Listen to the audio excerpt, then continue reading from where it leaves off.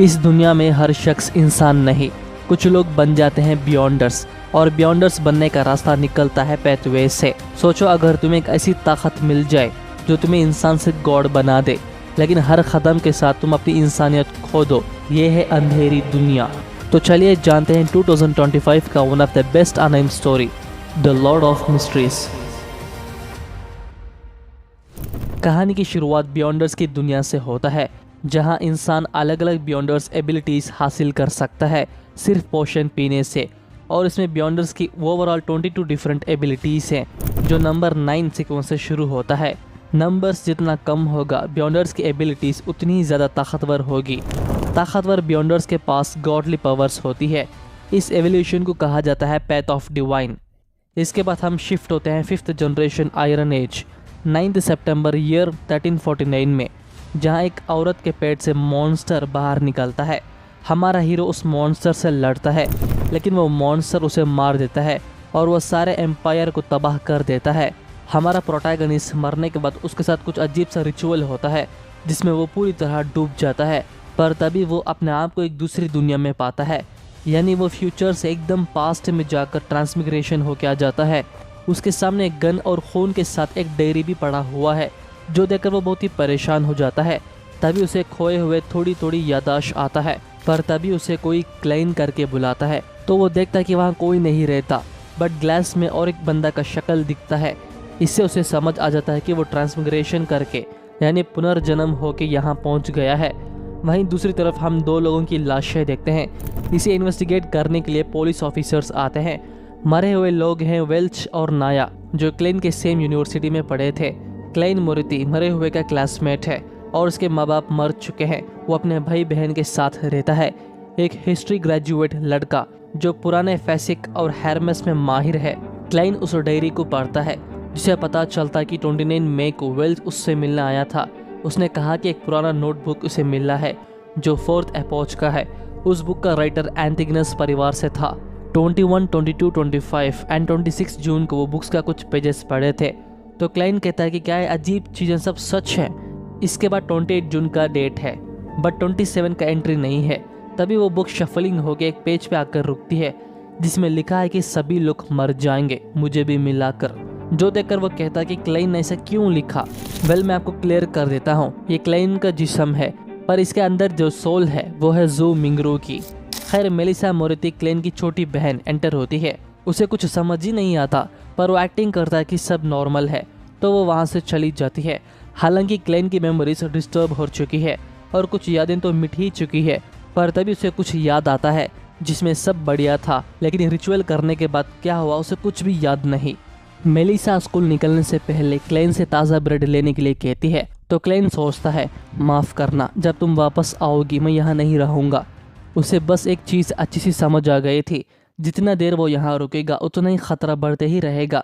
तो वो फिर से रिचुअल करने का डिसाइड करता है। दिन इसके बाद वो ब्रेड लेने जाता है, पर तभी उसे महसूस हो जाता है कि उसका पीछे क्या जा रहा है।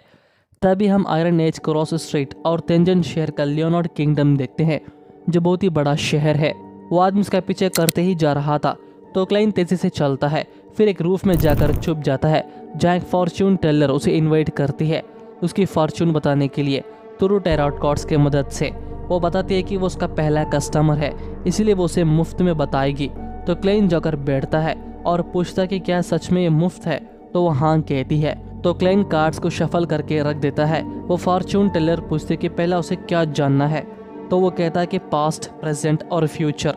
तो वो फॉर्च्यून टेलर उसके सामने 3 कार्ड्स रखती है, पास्ट, प्रेजेंट और फ्यूचर की, जिसमें वो पहला प्रेजेंट कार्ड चूज करता है। वो कार्ड है द फूल। इससे पहले वो कुछ और बताए, वो पीछे करने वाला आदमी अंदर आ जाता है, पर क्लाइन कैसे भी करके वहाँ से गायब हो जाता है। क्लाइन घर पहुँचने के बाद रिचुअल एनहांसमेंट शुरू करता है, लेकिन वहाँ कुछ नहीं होता। देन सडनली घर के चारों तरफ एक हैवी एनर्जी रिलीज होती है, जिसे वो एक अलग ही रियल्म की दुनिया में आ जाता है, जिसे ग्रे फॉग कहते हैं। वहाँ उसके अलावा कोई नहीं रहता, पर जैसे ही वो 2 कलर्स को टच करता है, तो 2 अलग जगह के लोग वहाँ समन हो जाते हैं। लेकिन वो 2 लोग एक दूसरे को नहीं देख पा रहे थे, सिर्फ उनको एक दूसरे की परछाई नजर आता है। वो दोनों देखते हैं कि उनका ऊपर क्लाइन खड़ा है, तो वो दोनों एज्यूम कर लेती है कि उसी ने उन्हें समन किया है अपनी पावर से। और वो उसे एक गॉड की तरह देखते हैं। वो लड़की पूछती है कि क्या आप इस डिवाइन रियल्म के मालिक हैं? तो क्लेन सोचता है कि बिना टोन और बिल्डिंग एक ऐसा डिवाइन रियल्म हो सकता है।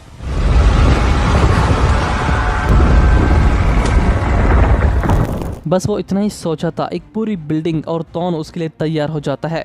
इससे वो समझ जाता है कि जो भी वो सोचता है वो हो जाता है।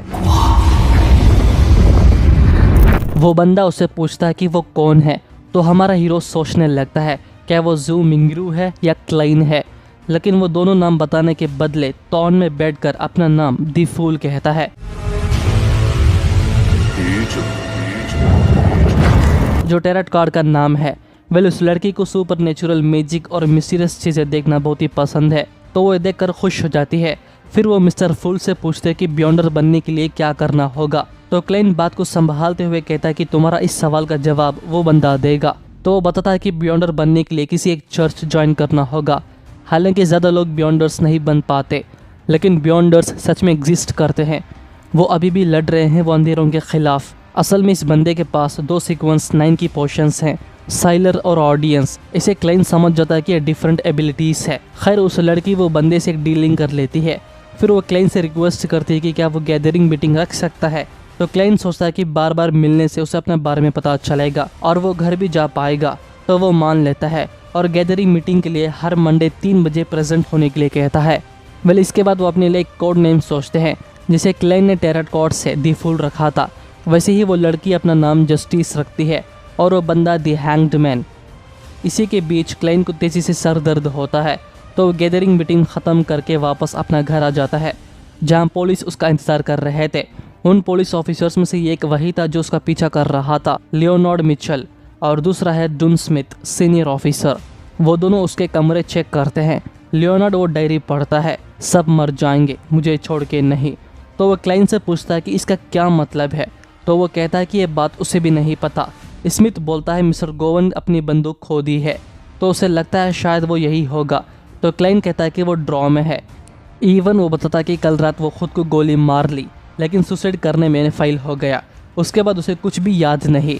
तो स्मिथ कहता है कि उसे साइकिक से मिलना होगा, जिसे उसे अपनी मेमोरीज वापस मिल सकती है।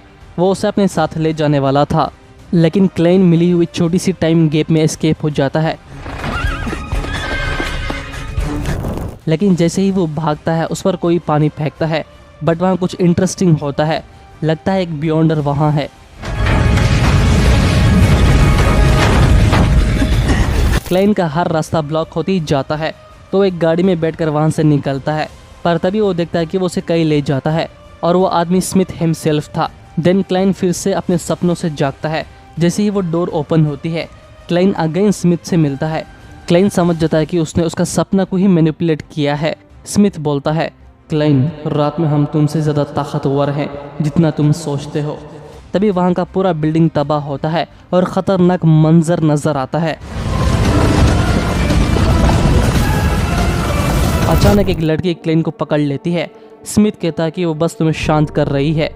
क्लाइन अब बस एक ऐसी दुनिया में आता है जहाँ साफ बादल है और क्लाइन को अपने पेरेंट्स दिखते हैं, लेकिन उस लड़की को उसका मन की बात नहीं दिखती। वो लड़की अपनी पावर्स का इस्तेमाल करके पूछती है, जब वेल्च और नाया मरे थे तब वो वहाँ क्या कर रहा था।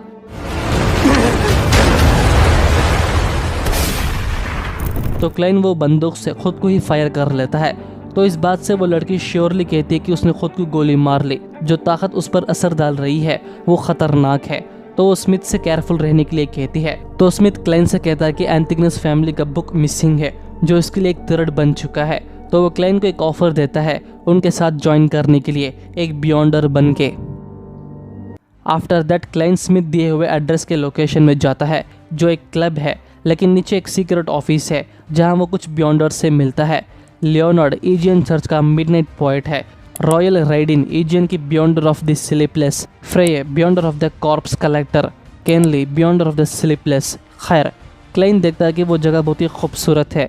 इसके बाद वो कैप्टन स्मिथ बियॉन्डर ऑफ नाइटमेयर से मिलता है। स्मिथ उसे आवा काउंटी पुलिस का स्पेशल ऑपरेशन डिपार्टमेंट में डालता है, जो सुपर नेचुरल इंसिडेंट संभालते हैं। स्मिथ उसका स्वागत करता है। फिर वो उससे ग्रेव्स के पास ले चलता है, जो नाइट हॉक के मेंबर्स थे। ज़्यादातर लोगों की मौत अपने कंट्रोल्स खो देने की वजह से हुई, तो वो उनके लिए प्रे करते हैं। आगे स्मिथ बताता है कि इंसान पोशन पीने से पैथवेज की ताकत हासिल कर सकते हैं। इनके एजियन चर्च के पास सीक्वेंस 9 के 4 पोशंस हैं, 4 अलग पैथवेज की, जिसे मैंने कहा था स्लीपलेस, कॉर्प्स कलेक्टर, प्रेयर और सीयर। तो स्मिथ क्लाइन को पोशन सेलेक्ट करने से पहले गाइडर ओल्ड नेल से मिलने के लिए कहता है, जो उसे गाइड करेगा कि कौन सा चूज करना बेहतर है। क्लाइन नेल से जाकर मिलता है Beyonder of prayer. Well Old Neil emperor Roselle book की ट्रांसक्रिप्ट करने की कोशिश कर रहा है, जो 150 ईयर से कोई नहीं कर सका, इवन ये भी। तो क्लाइन वो बुक लेकर देखता है जो कि चाइनीज लैंग्वेज में लिखा है। आप सब अच्छे से जानते हो क्लाइन मॉडर्न फ्यूचर से ही पास्ट में आया है, तो ऐसे लैंग्वेज बहुत ही ईजिली समझ जाती है, जिसमें लिखा है नवंबर 18 मैंने एक इंसान को देखा, वो किस्मत वाला मुझसे मिला, इस दौर का हीरो रोसेले गुस्ताफ। जनवरी 1 ईयर 184 लेडी फ्लोरेना पार्टी कर रहे थे। ताकत जो सब कुछ करता है, लेकिन वो पोशन लेने में परेशान था कि कौन सा पोशन लेना चाहिए, सीयर या मरोडर। ओल्ड नेल पूछता है कि वो क्या कर रहा है, तो क्लाइन बताता है कि वो इस बुक को समझने की कोशिश कर रहा है, जो सुनकर ओल्ड नेल हंसने लगता है कि वो मजाक कर रहा है। वेल अब क्लाइन डिसाइड कर लिया था कि उसे कौन सा पैथवे सेलेक्ट करना है, सीयर।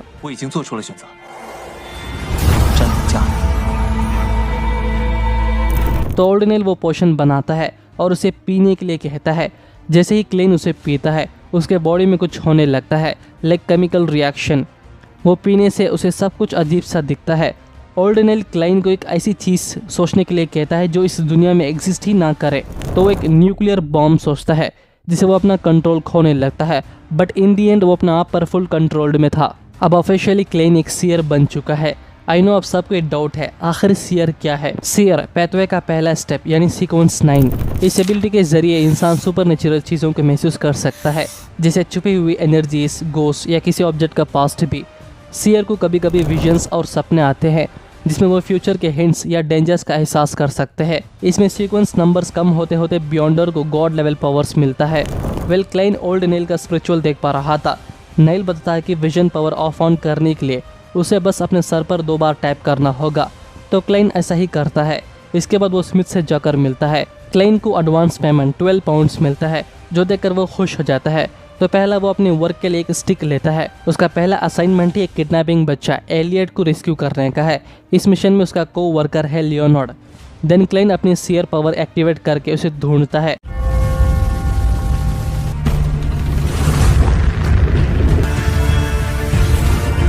ढूंढते ढूंढते एक घर में जाकर रुकते हैं, जहां किडनैपर्स भी मौजूद हैं। लियोनार्ड कहता है कि अब वो संभाल लेगा।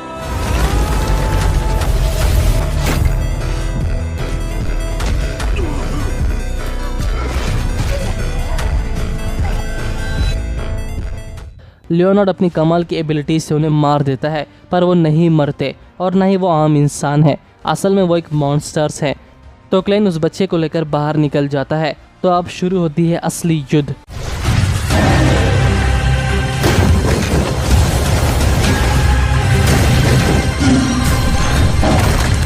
इसकी एनिमेशन क्वालिटी बहुत ही ज़बरदस्त है और मॉन्स्टर्स भागने की कोशिश करते हैं, बट सडनली वहाँ एक क्रिम्सन रियल्म अपीयर होता है जो लियोनार्ड का है। वो उन मॉन्स्टर्स को तड़पा तड़पा कर मारता है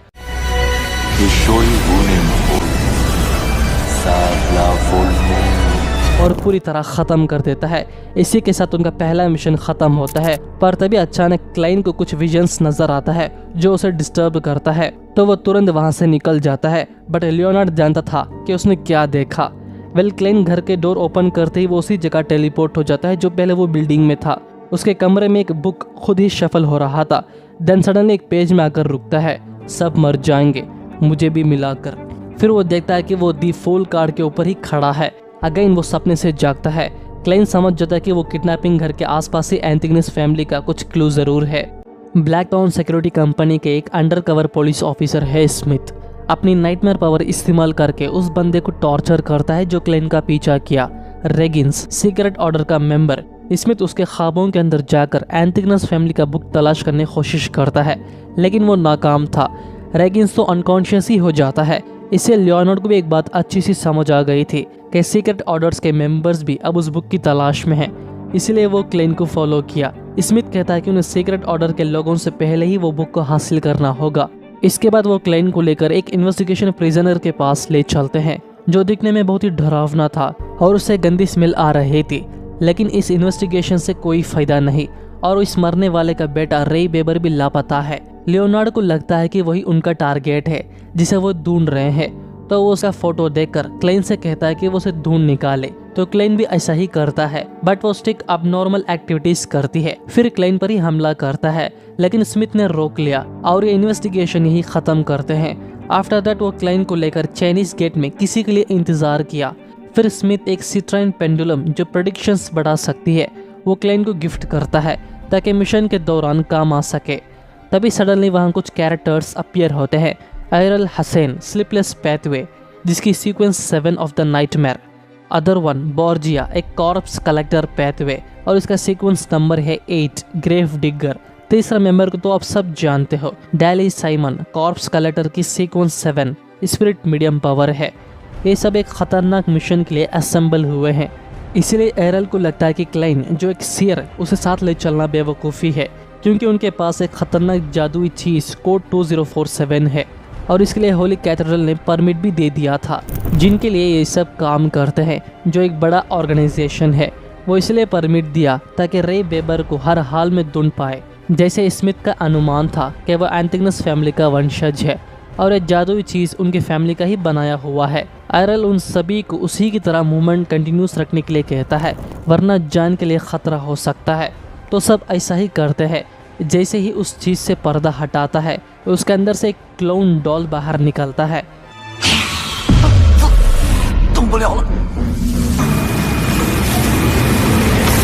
लियोनार्ड उस थ्रेट कार्ड के क्लाइन को जगा लिया। तभी क्लाइन को ये रियलाइज होता है कि ये कितना खतरनाक है।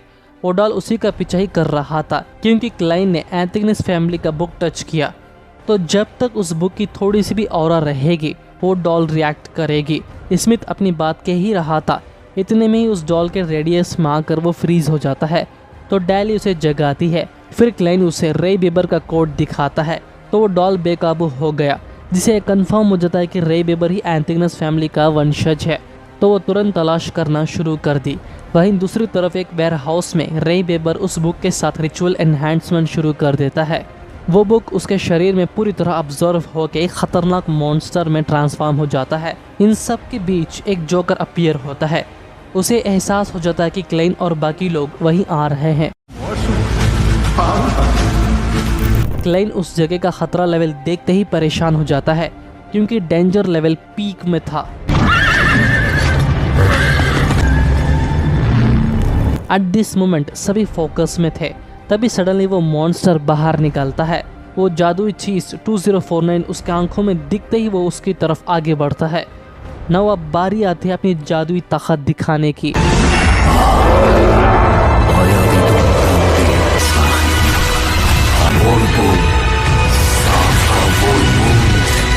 ब्लैक टॉन के मेंबर्स सभी उसे कंट्रोल करने के लिए पूरी ताकत से लड़ते हैं, लेकिन उस बुक की एनर्जी हाई लेवल थी जिसे इस मॉन्स्टर को कंट्रोल कर पाना नामुमकिन लगता है। वो मॉन्स्टर उस बुक को हर हाल में पाना चाहता है, बट ये काम उतना आसान नहीं। डैली अब पूरी तरह सीरियस हो गई थी, तो वो स्मिथ से कहते कि उसे बस थोड़ी सेकंड्स के लिए होल्ड करो, मैं इसे ख़त्म करती हूँ। तो स्मिथ और लियोनार्ड अपनी पूरी जी जान से लड़ते हैं और इसे ध्यान भड़काते हैं, पर वो नोटबुक उन पर अचानक हमला कर दी। अचानक हमला होने से कैप्टन स्मिथ और लियोनार्ड बहुत ही इंजर्ड हो गए थे। एरल भी कुछ नहीं कर सका। बॉर्जिया तो डर के ही भाग गया था। स्मिथ बिना हार माने अपनी पूरी ताकत लगा देता है, जो देखकर क्लाइन भी अब इस खेल में एंटर होता है।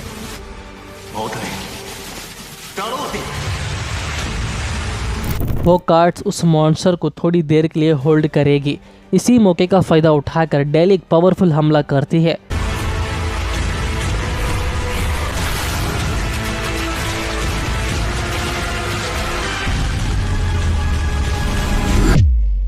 जिसे वो इंजर्ड हो गई थी, पर हीलिंग पोशन देकर उसे ठीक कर दिया। देन सडनली वहाँ वो जोकर एंटर होता है, जिसकी मूवमेंट को कैच कर पाना ऑलमोस्ट इम्पॉसिबल है। क्लाइन वो बुक को अपने पास सेफ्टी से रख लेता है। एरल और लियोनार्ड मिलकर उसे पकड़ने की कोशिश करते हैं, बट वो जोकर उन सब पर भारी पड़ रहा था। बट क्लाइन फोकस करके उस पर फायर कर दी, जिसे वो कुछ सेकेंड के लिए तो रुक जाता है, बट वो उसे होल्ड नहीं कर पाया। एट द एंड वो अपनी प्लान में कामयाब हो जाता है।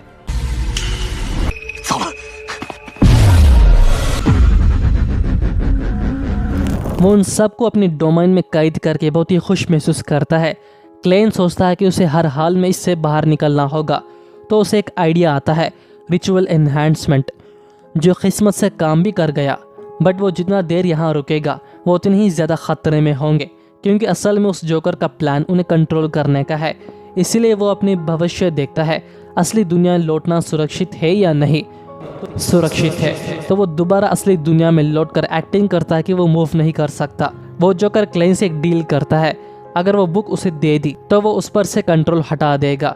एक पुराने सियर होने के नाते वो उसे एक मौका देना चाहता है और उसे ये भी बताता है कि सियर पेथवे का सीक्वेंस 8 की एबिलिटी क्या है। बिफोर वो कुछ कर पाए, क्लेन उसे भी डोमेन के अंदर घसीट लेता है। एंड नाउ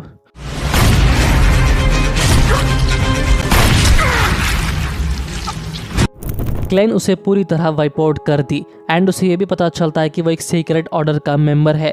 इसके बाद वो उस बुक पर जादुई कवर डाल के उन सभी को डोमेन से रिलीज कर देता है। फाइनली उन्हें एंटिगनस फैमिली का बुक भी मिल गई। वेल इसके बाद वो चाइनीज गेट के अंदर उस बुक को सिक्योर करके रखते हैं। स्मिथ की हालात अभी भी थोड़ी ख़राब थे, बट फिर भी वो क्लाइन को अप्रिशिएट करता है उसकी ये हिम्मत देखकर। इसके बाद क्लाइन अपने टीचर अजिक से जाकर मिलता है ताकि उसे रे बेबर और एंटिगनस फैमिली के बारे में कुछ खबर और इन्फॉर्मेशन मिल सके। बट अजिक कहता है कि उसे कुछ भी नहीं पता, अगर पता चले तो वो उसे ज़रूर बताएगा। वेल क्लाइन अब वहाँ से चले जाता है। Then for the first time हम अजिक के पीछे एक स्कल मॉन्स्टर को अपीयर होते हुए देखते हैं। एक इंसान अपनी जान की भीख मांगता है, तब एक बंदा कहता है, तुम्हें तड़पा कर मारना ही मेरी सबसे बड़ी दया है तुम पर। हानस विंसेंट द हॉनरेबल ओरेकल से कहता है कि मुझे एक आखिरी मौका दीजिए ताकि मैं अपना काम पूरा कर सकूं। एंटिगनस परिवार का बुक बहुत ही अजीब और मिस्टीरियस है।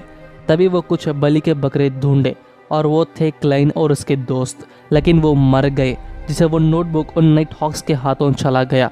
इस वजह से ओरेकल बहुत ही गुस्से में था, तो वो विंसेंट की उंगलियां काट दी। विंसेंट बताता है कि अभी एक बकरा जिंदा है, क्लाइन मूर्ति, उसी ने एंटिगनस बुक नाइट हॉक को सौंपा है। तो विंसेंट ओरेकल से भीख मांगता है कि वो उसे आखिरी मौका दे ताकि वो उसे ख़त्म करके उस बुक को वापस हासिल कर सके। ठीक है, ये तुम्हारा आखिरी मौका है। वहीं क्लाइन ओल्ड नेल से मिलना आता है क्योंकि नेल उसे आज एक रिचुअलिस्टिक मैजिक सिखाने वाला है। लो सीक्वेंस के बियॉन्डर्स के द्वारा किए जाने वाले रिचुअलिस्टिक मैजिक में से लगभग सभी बियॉन्डर्स बाहरी की शक्तियां और मदद की तलाश करते हैं। रिचुअल के लिए कुछ चीजें जरूरी है, फिर मदद मांगने के लिए मंत्र पढ़ना होगा। तो नेल उसे रिचुअल करके दिखाता है।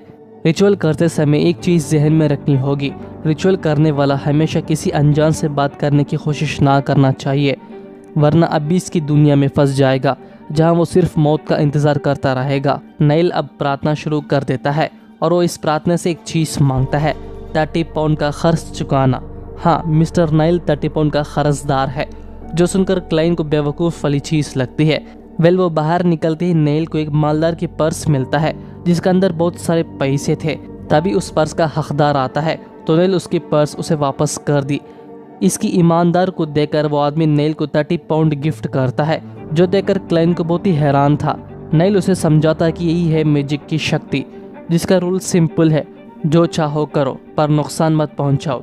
तभी एक फॉर्चून टेलर उसे इनवाइट करती है डिविनेशन क्लब में।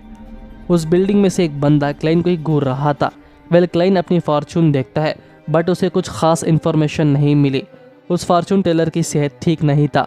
क्लाइन अपनी स्पिरिचुअल पावर से उसकी बॉडी को एनालाइज करता है।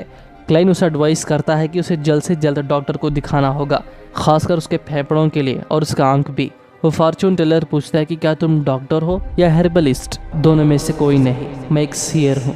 फिर क्लाइन उसी डिविनेशन क्लब में एक मेंबर ज्वाइन कर ली, जिसे वो बहुत ही खुश था। रिसेप्शनिस्ट बताते हैं कि मिस्टर विंसेंट उसे मिलना चाहता है, the great fortune Taylor.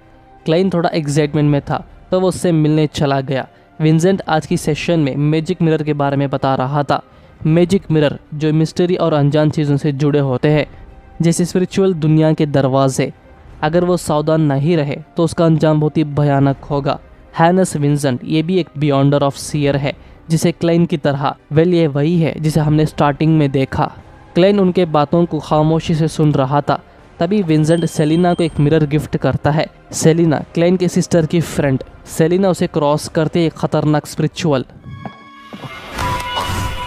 Then Vincent Kline को बुलाकर उसका फॉर्चून बताता है। तुम कंफ्यूज्ड हो और तुम खुद को थका देते हो, तुम तो अपनी जान गंवाने के करीब आ गए थे। जो सुनकर क्लाइन इम्प्रेस हो गया था और वो विंसेंट से पूछता है कि वो इस मुश्किल से कैसे बाहर निकल सकता है। विंसेंट बताता है कि तुम्हारी मुश्किल सेल्फ सेपरेशन और सेल्फ लिमिटेशन से आती है। मेरी डिविनेशन 2 शब्दों का इशारा करती है, गैदरिंग, फैमिली। क्लाइन को कुछ समझ ही नहीं आता फैमिली गैदरिंग का मतलब क्या है। खैर इसके बाद वो वहाँ से चला गया। तभी हमें एक फ्लैशबैक दिखाते हैं। ऑरोरा ऑर्डर ऑर्गेनाइजेशन पिछले 200 से 300 सालों में सामने आई है। एक नई ऑर्गेनाइजेशन, वो ट्रू गॉड की पूजा करते हैं। वो मानते हैं कि क्रिएटर पूरी तरह तबाह नहीं हुए बल्कि एक वेसल छोड़कर गए हैं जो ट्रू गॉड है। इसके बाद क्लाइन को लगता है कि वापस घर जाने का रास्ता उस ग्रे फॉग में छिपा है। ग्रे फॉग की शक्ति इस्तेमाल करने से उसके पास 2 रास्ते होंगे। पहला, पोशन को डाइजेस्ट करना और आगे बढ़ते रहना, और वो ये देखना चाहता है कि क्या वो अपनी बियॉन्डर की शक्तियों से ग्रे फॉग को कंट्रोल कर सकता है। पर इस तरीके से क्लाउन पोशन और आगे की पोशन के क्लूज को ढूंढना जरूरी है। जैसे उस जोकर ने कहा था, सियर का सीक्वेंस 8 है, क्लाउन पावर। दूसरा ऑप्शन है लक एनहांसमेंट रिचुअल, यानी उस ग्रे फॉग से जुड़ना। तो शायद वो इनकॉन्टेंशन यूज करके ग्रे फॉग की शक्ति इस्तेमाल कर सकता है। आसान शब्दों में, जैसे बियॉन्डर्स गॉड की मंत्र का पूजा करते हैं, वैसे ही क्लाइन खुद के लिए एक मंत्र बनाने की कोशिश कर रहा है जो उसे ग्रे फॉग से जोड़ सके। तो वो खुद के लिए एक मंत्र लिखता है, वो फूल इस एरा का नहीं, ग्रे फॉग का mysterious ruler, the king of yellow and black, जो अच्छा लक रखता है। शायद इससे वो अपना घर जा सकता है। तभी मेलिसा उसे मिलने के लिए आई थी। वो क्लाइन को बताती है कि सेलिना उसकी दोस्त उन सबको अपनी बर्थडे पार्टी पर बुलाया है। तो मेलिसा चाहती है कि क्लाइन भी उस पार्टी पर आए। तो क्लाइन को उस फॉर्चून टेलर का बातें याद आने लगते हैं, गैदरिंग फैमिली, जिसे क्लाइन मान लेता है। आफ्टर दैट वो ग्रे फॉग में एंटर होकर मिस्टर हैंगडमैन और जस्टिस को समन करता है। फिर क्लाइन देखता है कि हैंगडमैन एक गहरा नीले समुद्र जैसा है जो तूफानों और लहरों से भरा है, जबकि जस्टिस एक झील की तरह शांत और चुप है। क्लाइन बोलता है, बधाई हो मिस जस्टिस। तो जस्टिस कहती है कि शुक्रिया मिस्टर फूल। जस्टिस अब एक बियॉन्डर है, स्पेक्टेटर ऑफ पेथवे का। हैंगडमैन ही उसकी मदद की एक बियॉन्डर बनने में। तभी क्लाइन नोटिस करता है जस्टिस के पीछे एक ड्रैगन सिंबल, वहीं हैंगडमैन के पीछे एक स्टॉर्म सिंबल। देन क्लाइन के पीछे एक सिंबल क्रिएट होता है, कॉन्स्टलेशन। लेकिन ये सब मिस्टीरियस है जिसका अपीयर होना कुछ समझ नहीं आता। फिर जस्टिस कहती है कि उसके 2 सवाल है जो वो पूछना चाहती है। पहला, क्या कुछ ऐसा है जिसके बारे में उसे पता होना चाहिए जब वो एक स्पेक्टेटर है। हैंगडमैन बताता है कि सबसे पहले एक स्पेक्टेटर हमेशा सावधान रहना होगा। तुम्हें अपनी शक्ति से सबकी असली चेहरा देखना होगा। छोटे क्लूज से भी तुम सच को बाहर निकल सकती हो। दूसरा सवाल, उसके पिता मानते हैं कि मंत्रियों की बेवकूफ़ी कामों में गिरावट का कारण है और अमीर घर के शाहीन लोग अपनी गलती की सुधार करना चाहते हैं, जिसकी वजह से समाज में अफरा तफरी मच रही है। क्लाइन कहता है कि अच्छे इंसानों को ढूंढना आसान है। वो उसे एक फेयर एग्जाम रखने के लिए कहता है जो पब्लिक के लिए खुला हो। ये भरोसेमंद अच्छे इंसानों को चुनेगा जो फिर राज्य और उसके लोगों की सेवा करेंगे। इसमें अमीर गरीब सब होंगे और इसे तुम कह सकते हो हायर एग्जाम। पहली बार ऐसे अल्फाज सुनकर वो दोनों हैरान हो जाते हैं। जस्टिस और हैंगडमैन पूछते हैं कि वो उसके लिए क्या कर सकते हैं। क्लाइन जस्टिस को ऑर्डर देता है कि वो रोसेले गुस्ताफ की सीक्रेट डायरी ले आए और हैंगडमैन से कहता है संडे को अपने फ्री टाइम में कुछ रिचुअलिस्टिक मैजिक करने की कोशिश करना और उन दोनों से एक अच्छे सपने के लिए प्रार्थना करने को कहता है। तो क्लाइन उन्हें वो मंत्र सिखाता है, the fool that doesn't belong this Sera, the mysterious ruler about the grey fog, the king of yellow and black, जो अच्छा लक रखता है। जो सुनकर हैंगडमैन और जस्टिस को गूज़बम्स फील होता है। देन इसी के साथ क्लाइन गैदरिंग ख़त्म कर दी। संडे क्लाइन अपनी ब्रदर एंड सिस्टर के साथ सेलिना के घर पहुंच जाता है। अब हैंगडमैन रिचुअलिस्टिक मैजिक शुरू कर दी। सेलिना के घर में बड़ी पार्टी और खाने के लिए कई सारे आइटम्स अरेंज करते हैं जो बहुत ही शानदार था। फिर सेलिना अपने दोस्तों को विंसेंट दिए हुए मैजिक मिरर दिखाती है, ये कहकर कि वो उसमें अपनी भविष्य देख सकते हैं। लेकिन सेलिना जैसे ही वो मंत्र पढ़ती है, विंसेंट के मिरर से जुड़ जाता है। आओ क्लाइन मोरिटी, अपनी किस्मत का फैसला स्वीकार करो। क्लाइन चुपके से उन्हें देख रहा था। अब वो शैतान सेलिना के अंदर चला गया। क्लाइन के पास अब वक्त नहीं है अपने कैप्टन को बताने के लिए, उसे ही कुछ करना होगा वरना वो मर जाएंगे। तो उसे नाइल बताए हुए एवरनेट गॉडेस के रिचुअलिस्टिक मैजिक याद आता है और वो रिचुअल करने के लिए सब सामान वही थे। मेलिसा सेलिना को जगाने की कोशिश करती है।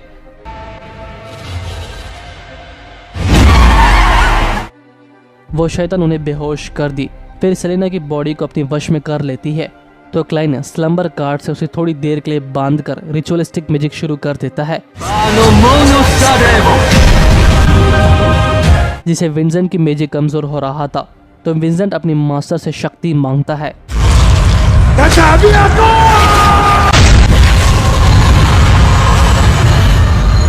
जो उस शैतान को स्लम्बर से आज़ाद कर दी।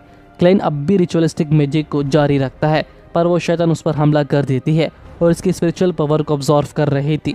वो शैतान बोलती है, तुम मरोगे क्लाइन मोरिटी, तुम मास्टर द्वारा दी गई मौत की दया से बच गए। तुम्हें बियॉन्डर शक्तियाँ मिली है जो तुम्हारी नहीं। बताओ तुमने एंटिगनस परिवार की बुक के अंदर क्या देखा। क्लाइन कुछ भी नहीं कर पा रहा था। तभी जस्टिस भी रिचुअलिस्टिक मैजिक शुरू कर दी, जिसे क्लाइन वापस अपने कंट्रोल में आ जाता है। जस्टिस की प्रार्थना से विंसेंट की शक्तियाँ कमज़ोर पड़ गई तो वो अपने हाथ को ही फाड़ कर क्लाइन मोरिटी के अगेंस्ट इस्तेमाल करता है।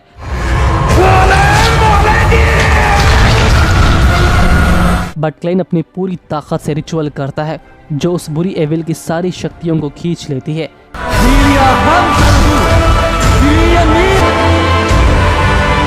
इसी मौके का फ़ायदा उठाकर क्लाइन उस मिरर को तोड़ देता है। खैर आखिरी में वो अकेले ही सबको बचा लिया। विंसेंट दोबारा नाकाम होने की वजह से ओरेकल 22 का मेंबर मिस्टर जेड उसे मार दी।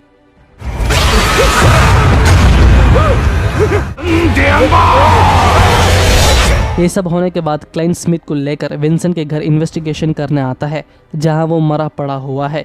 क्लाइन स्मिथ से पूछता है कि ट्रू क्रिएटर किस तरह की बुरी एंटिटी है। तभी स्मिथ उस एविल क्रिएटर को देखता है। और इसी के साथ ये एपिसोड एंड होता है। अगर आपको ये वीडियो पसंद आई हो तो लाइक एंड शेयर कीजिए, और अगर आप हमारे चैनल पर नए हो तो हमारे चैनल को सब्सक्राइब करके साथ ही बेल आइकन ज़रूर ऑन कर दीजिए, ताकि आपसे हमारा कोई भी वीडियो मिस ना हो। मिलता हूँ अगले एपिसोड्स में जल्द। शुक्रिया।